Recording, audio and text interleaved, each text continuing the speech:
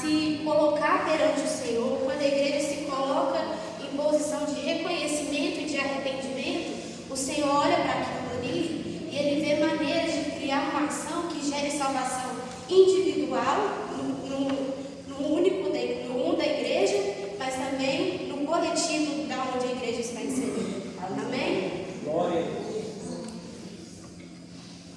E o segundo ponto que nós podemos aprender aqui com esse texto é que a resposta divina em relação a perdoar pecados e purificar de pecados, ela é imediata.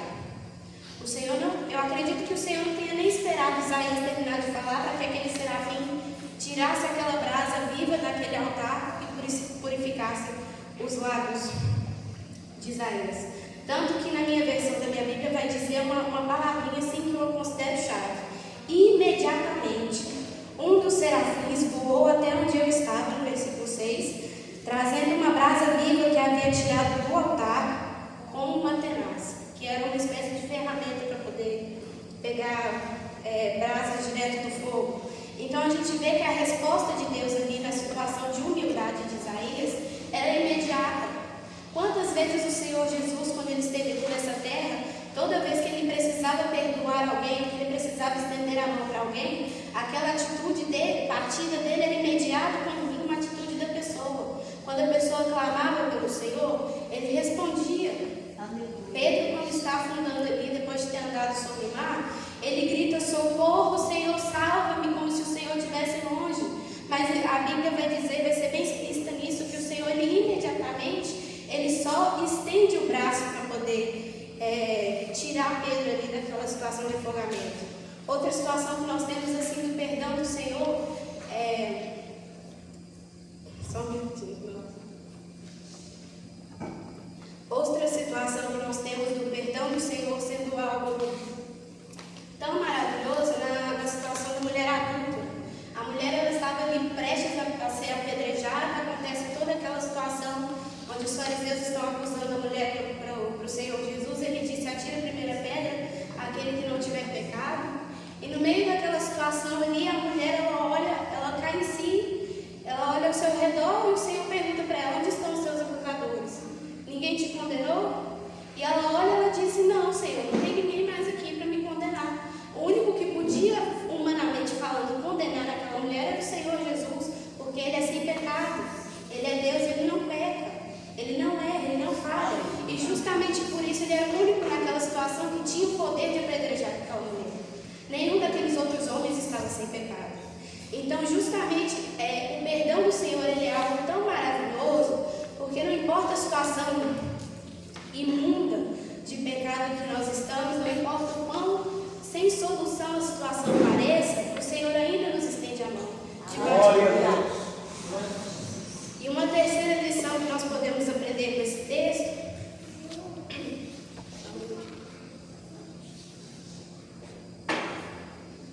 e no verso 8, que eu gostaria que os irmãos lessem comigo novamente, que é um trecho que eu gostaria de me ater um pouco mais, que aqui é a chave da minha pregação.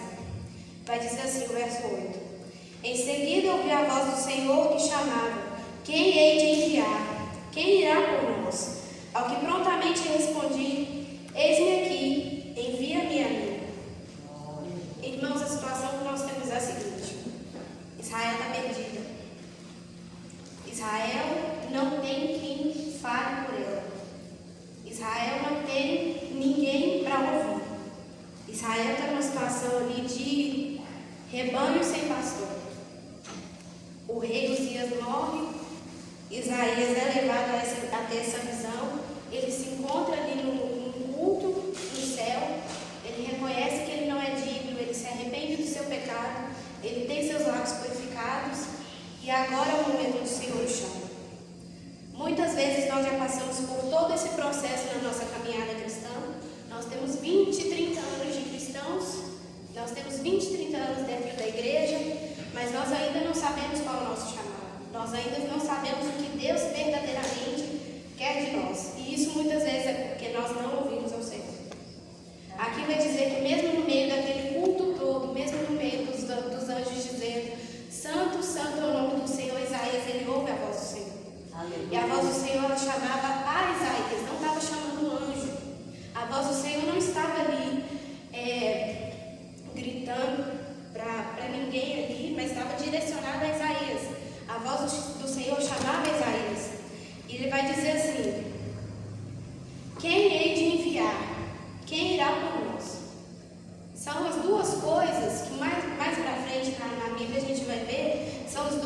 os chamados da igreja.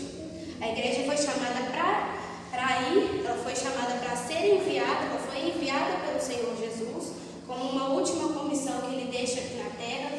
Ela foi chamada para ser enviada e ela foi chamada para ir por alguém.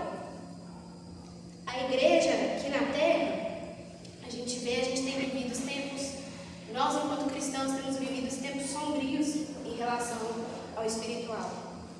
A igreja se encontra, e eu não digo a igreja aqui, eu não digo a igreja do Vida Nova, eu digo a igreja no geral, a igreja principalmente que eu vejo, a igreja brasileira, tem se encontrado num estado de profunda dormência.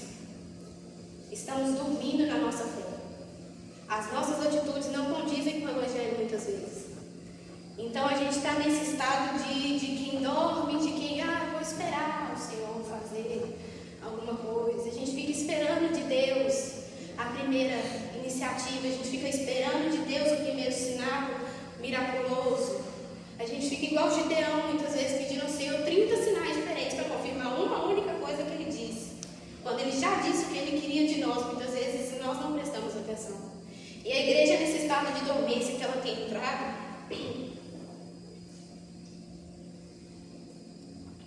eu acredito que o Senhor também, que essa situação não agrada ao coração do Senhor, mas também que justamente nesse estado de dormência da igreja, vai ser o maior momento onde o Senhor vai levantar os que verdadeiramente ouvem a sua voz. Mesmo dormindo. A mensagem do Evangelho, ela precisa ser pregada.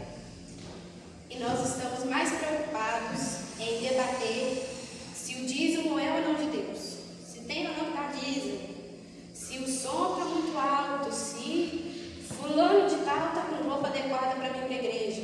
A gente está preocupado com as nossas intrigas, com as nossas discórdias, muitas vezes dentro da própria igreja.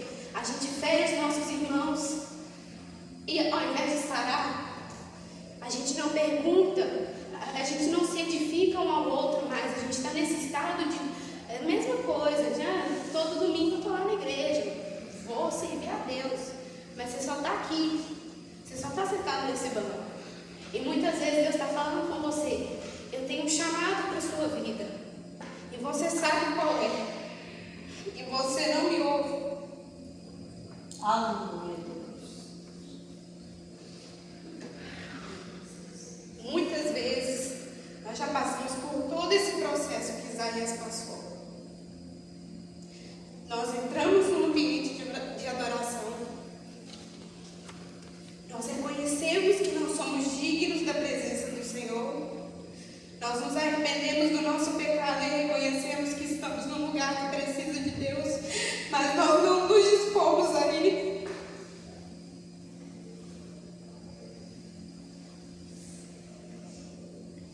Quando Jesus, em Mateus 16,15, Ele vai dizer: ide por todo mundo e pregar o Evangelho a toda criatura. É a última coisa que Ele diz para a igreja. É a última coisa que Ele diz para a igreja. É a última missão que Ele deixa para os seus discípulos. A igreja tem 2000 anos de história. Nesses 2000 anos, porque nós somos humanos, nós somos falhos, a igreja humana não é a igreja de Cristo. A igreja humana, ela adormeceu. E ela foi acordada. E ela foi despertada. Deus levantou seus profetas, Deus levantou os seus servos para dizer e para manifestar a sua vontade. E chegou a hora de se levantar. Já basta o tempo de dormir, já basta o tempo de ficar na sua zona de conforto. O raso não te serve mais. O raso não serve mais para essa igreja. O Senhor busca, o Senhor é Espírito, Ele busca aqueles que o adoram em Espírito e verdade. Aleluia. É igual está escrito ali naquele cartaz. Irmãos, não sejam esse tipo de pessoa. Não seja pessoa que Deus busca alguém para poder estar ali na brecha, mas não seja pessoa que não é achada. Seja achado por Deus. Aleluia. Seja disposto. A caminhada do Evangelho ela não é fácil. São muitas quedas, são muitos problemas, são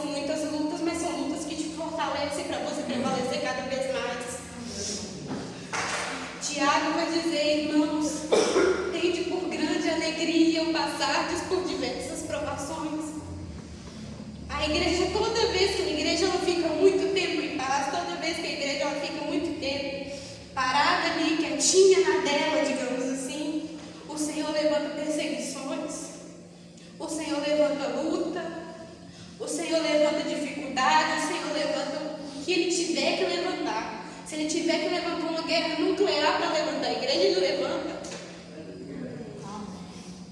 Nós não fomos feitos, irmãos, nós não fomos feitos para ficar na nossa zona de conforto. No Evangelho, o Evangelho não é assim. Ezequiel ele vai dizer que ele teve uma visão com o Senhor, onde ele viu um grande rio, e o anjo do Senhor mandava ele entrar naquele rio. E enquanto Ezequiel estava no raso, o Senhor mandava ele ainda mais para frente, até ele chegar, ter que nadar, onde não tinha mais volta, onde não tinha mais o raso. Então Deus ele identifica tudo isso naquela nação. Ele identifica toda aquela dormência, ele identifica todo aquele estado de idolatria, de pecado. Naquela região de Israel, o povo estava afastado dele. E aquilo não agradava o coração do Senhor, e ele levanta Isaías. Mas antes de levantar Isaías, Deus pergunta para Isaías se ele está disposto. A pergunta não foi nem direta para Isaías, foi quem eu irei mandar? Quem o Senhor está procurando a quem levantar? E essa, irmãos, essa é uma preocupação, entre aspas, que Deus não deveria ter. Deus não deveria estar preocupado em quem levantar. Ele não deveria estar preocupado em ter que levantar alguém. Ele não deveria estar preocupado em ter que procurar por alguém que esteja disposto a ir. E muitas vezes, por não entendermos a urgência, a emergência que é verdadeiramente o ide do Senhor Jesus, o ide por todo mundo e pregar o Evangelho a toda criatura, muitas vezes, quando nós não entendemos esse ide, a urgência dele, o quão real ele é, nós nos afastamos. Nós entramos na apostasia, a gente abandona o Senhor, porque a gente percebe, não muda nada. Deus não faz nada por mim. Eu estou aqui na mesma situação há não sei quanto tempo. O Senhor não está olhando para mim, não. Muitas vezes Deus vai te usar na sua luta. O que te fere hoje é o que vai ferir alguém amanhã. E se Deus te curar hoje, se você se permitir ser curado, você vai ser usado para curar aquela pessoa do amanhã. Porque assim que a gente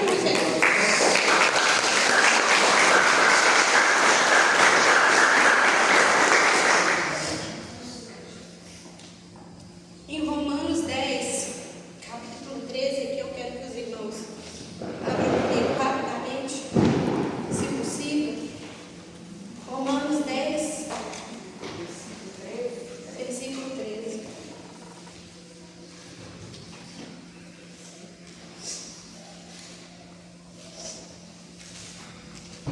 Vai dizer assim: porque todo aquele que invocar o nome do Senhor será salvo. No entanto, como invocarão aqueles que não creram, em quem não creram? E como crerão naqueles de que nem nada ouviram falar? E como ouvirão se não há quem pregue? Como pregarão se não foram enviados? Como está escrito, como são maravilhosos os pés dos que anunciam as boas novas. Irmãos, isso aqui é muito sério. Isso aqui é muito sério. Isso aqui é algo que tem que estar inculcado na nossa mente, que tem que tirar o nosso sono muitas vezes. Quem o Senhor vai enviar? Como as pessoas vão saber invocar o nome do Senhor se elas não ouviram falar do nome do Senhor? Nós somos um mundo de 8 bilhões de pessoas. Nem a metade é crente. Nem a metade crê no Senhor Jesus. E a gente vê na humanidade em si, as pessoas elas pararam de valorizar as vidas verdadeiras, as pessoas começaram a valorizar bonecos de plástico, as pessoas começaram a valorizar coisas fúteis, porque nós estamos dormentes. A igreja está calada. A igreja se encontra calada, mas enquanto a igreja se encontra calada,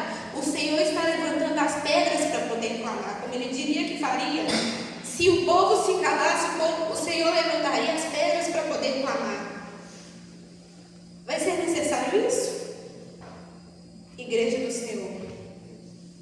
Vai ser necessário que o Senhor levante pedras para clamar, porque nós decidimos no nosso coração ficar calados diante de todas essas situações que estão acontecendo.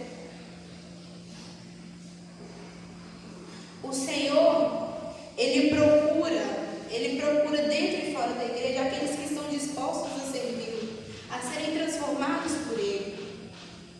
Eu estou aqui para te encorajar hoje, nessa noite, meu irmão, a não deixar que as pedras caiam, para que não seja necessário que se levante outra geração, para que o avivamento do Brasil aconteça. É uma promessa que vem de décadas, que vem de anos, e que a gente vive esperando acontecer. Quando que vai acontecer o grande avivamento do Senhor? O avivamento dele já está prestes a ser criado, mas ele busca pessoas que queiram ser verdadeiramente avivadas. Deus não quer pedras no servir. Essas paredes aqui, tudo maravilhoso, tempo lindo, pastor, maravilhoso. Mas essas pedras aqui, nenhuma delas pode derramar. Nenhuma delas pode invocar ao Senhor.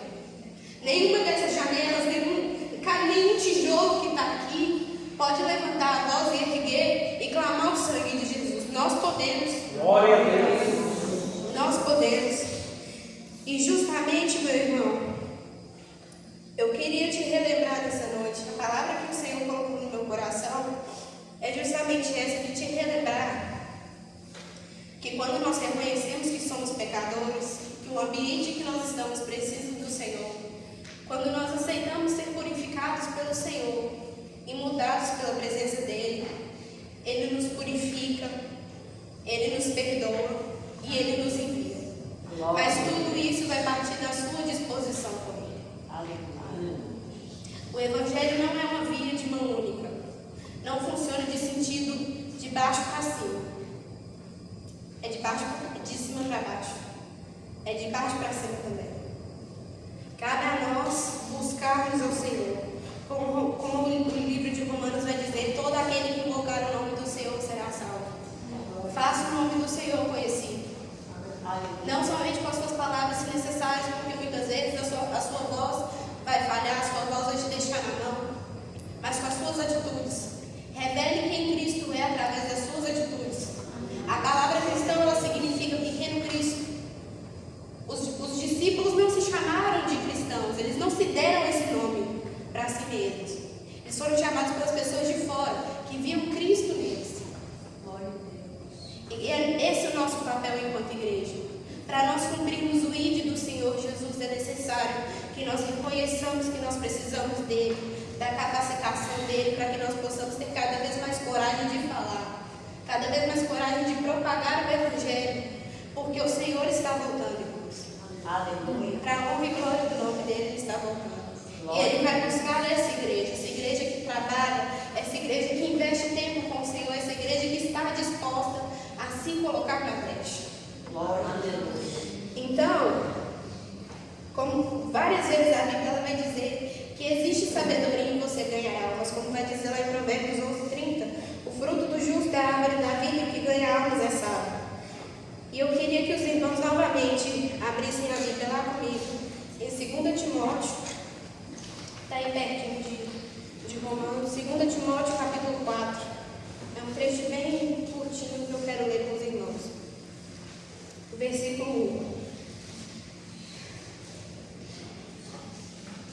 que vai dizer assim: eu te encorajo solenemente na presença de Deus e de Cristo Jesus, que há de julgar os vivos e os mortos por ocasião da sua manifestação pessoal e mediante seu reino. Prega a palavra, insiste a tempo e fora de tempo, aconselha, repreende e encoraja com toda paciência e sã doutrina. Aleluia. Esse é o chamado da igreja. Você pode muitas vezes dizer, mas eu não fui chamado para pregar, eu fui chamado para pregar. Eu gosto de estar aqui no louvor, eu gosto muitas vezes de estar cuidando da casa do Senhor. Mas você não passa 24 horas dentro da igreja. Não é só os da igreja aqui que te conhecem. Eles precisam saber que o Deus que você serve é um Deus real. Eles precisam saber, eles precisam ver em você que existe um brilho diferente e que vale a pena seguir esse Deus. Então, o meu encorajamento para os irmãos aqui é que assim como Deus chamou Isaías, que antes era um homem de lábios impuros, mas que viria se tornar o maior profeta messiânico da Bíblia, o maior profeta que deu notícia de Jesus cerca de 400 ou 600 anos, não me lembro agora, antes da vinda de Cristo. Foi o homem que foi mais usado para falar sobre a vinda do Senhor sobre essa terra. E que nós possamos ser assim, irmãos, que nós, diante da purificação que o Senhor faz conosco, nós possamos ter consciência que o mesmo Deus de Isaías é o mesmo Deus que age sobre a nossa vida. Aleluia. O mesmo Deus que chamou Isaías é o mesmo Deus que te chamou. Glória. E te confiou talentos e te confiou dons, para que você seja instrumento dele. Então não tenha medo de responder à urgência do Evangelho, à urgência do ID. Não tenha medo do seu chamado, porque o Deus que te chama é o mesmo Deus que te capacita e te encoraja. Glória. Então agradeço a oportunidade, pastor Emílio. Aleluia. Glória. E que Deus possa abençoar e prosperar esse ministério. Aleluia. Que Ele levante seus Isaías Amém. nesse mês. Amém? Obrigada, igreja. Glória a Deus.